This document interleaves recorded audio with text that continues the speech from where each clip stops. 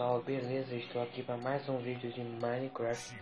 Dessa vez, pessoal, eu vou ensinar como fazer um trampolim no Minecraft Pocket Edit. Então vamos lá.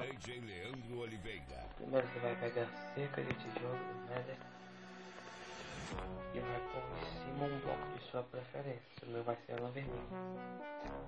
Agora conta 7 blocos.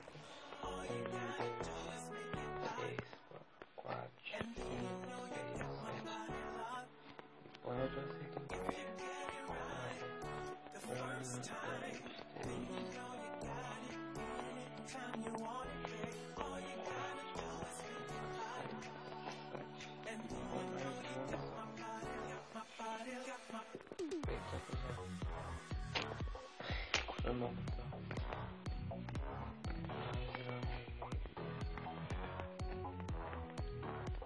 completo isso aqui, beleza? Esse aqui embaixo também. Esse embaixo aqui. Então você vem aqui com um slime, galera. Olha aqui.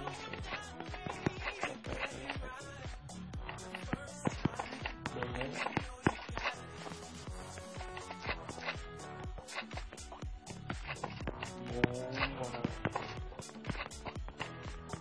Agora você vai lá, escolhe o carpete da cor que você quiser, a preferência sua. E põe aqui, galera.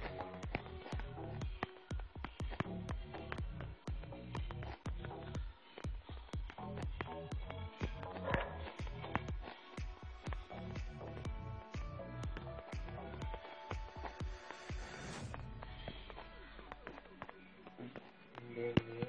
Chibata Club. Apoio. Distribuidora de bebidas Torquato.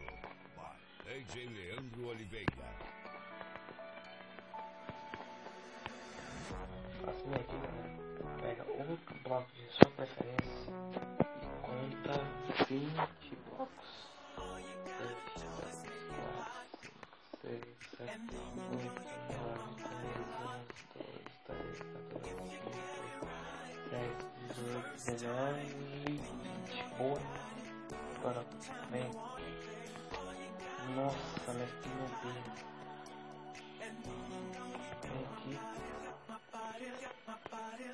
Põe mais. Acho que 2 bloquinhos aqui.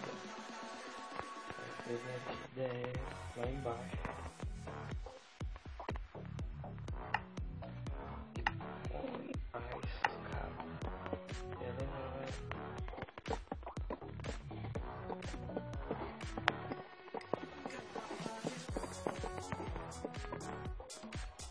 Beleza, galera, tá pronto. Agora vamos fazer o teste aqui.